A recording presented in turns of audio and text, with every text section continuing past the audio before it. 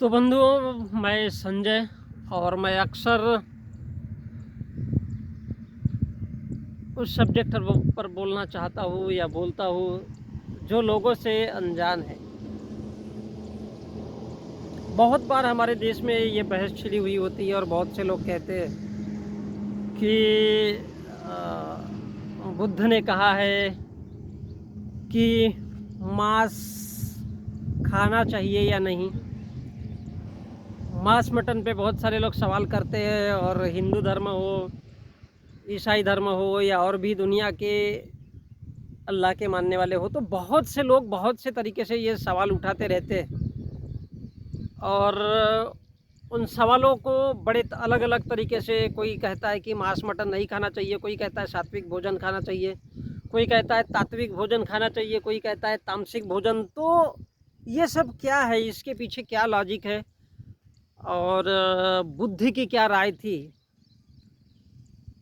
तो देखिए, दो भिक्षु जब बुद्ध के जो शिष्य होते थे, वो जब वहाँ से जाते हैं और जिस प्रकार गाय घरों के सामने खड़ी रहती, उसी प्रकार अपना चीवर और वो क्या भांडा लेकर के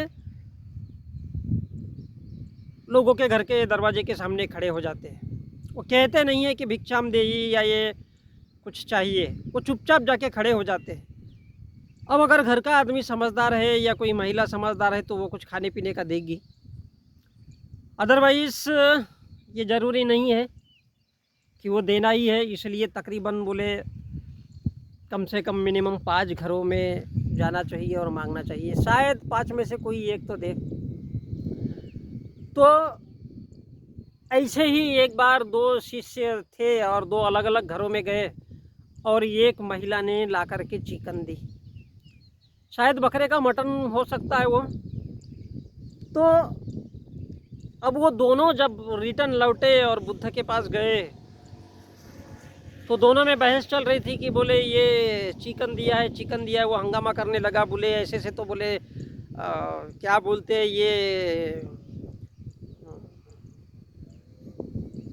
तत्व भ्रष्ट हो जाएगा या फिर बुद्धिज्म पे बट लग जाएगा। तो दोनों गए बुद्ध के पास, और एक ने जो कंप्लेन करता था उसने कहा राजन बुद्ध को, बोले राजन इसको चिकन दिया है और बोले इसने मशक मुशक भी कर दिया, बोले खा भी लिया। तो बुद्ध ने समझाया कि बोले इसमें बोले क्या अधिकार था तुम्हारा उन घरों में जाकर के मांगने का? बोले तुम्हारा मेन काम क्या है? तो बोले हमारा काम है अपने जीवन यापन को चलाना और ज्ञान अर्जन करना और लोगों को ज्ञान देना। बोले ये हमारा कर्म है और यही हमारा धर्म है। तो बोले हमारा मुख्य कर्म क्या है? जीने के लिए खाना, ताकि जिंदा रह सके। बोले पहली चीज। तो बोले जब हम जिंदा रहने के लिए अगर खाते हैं तो बोले इसमें कौन सी बड़ी बात है?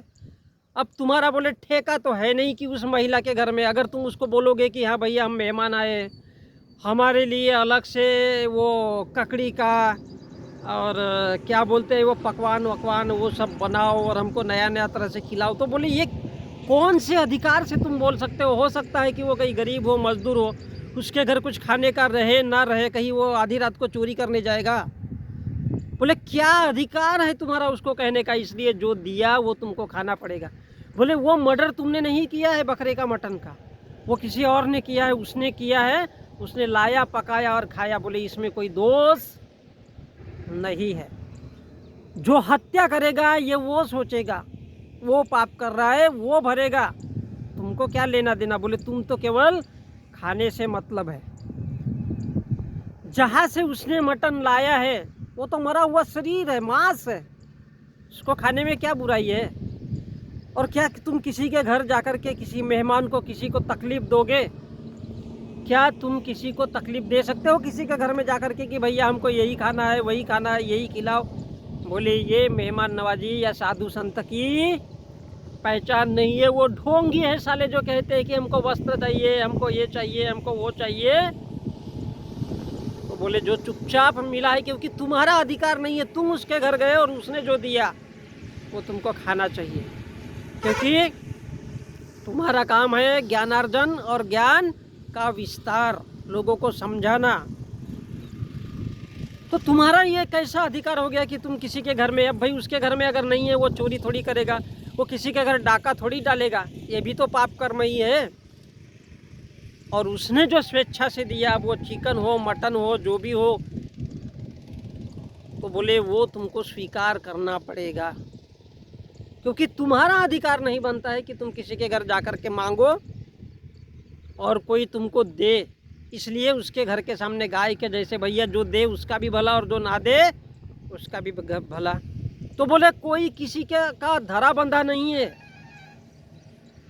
प्रेम हो, रिश्ता हो, किसी से मांगने का, लेने देने का जो लेन देन है। इसलिए अब समझ गए होंगे कि मांस का क्या अर्थ है खाने का।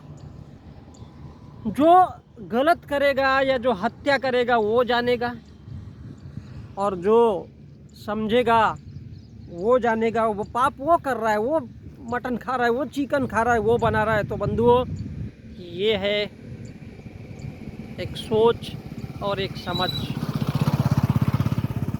और हम इसमें ये किस आधार पर किसी के घर में जाकर के बोल सकते हैं कि हमको ये चाहिए और हमको वो चाहिए? हमारा किसी के ऊपर कोई अधिकार नहीं है। तो ये अपनी अपनी सोच है। अब ये अलग बात है कि अन्य दूसरी जगह में अलग अलग धर्मों में बताया जाता है कि चिकन खाना गलत है, मटन खाना गलत है। भाई हमारे देश में बड़े बड़े बीफ का निर्यात होता है, वो कौन कर रहे हैं? बड़े बड़े ब्राह्मण कर रहे हैं।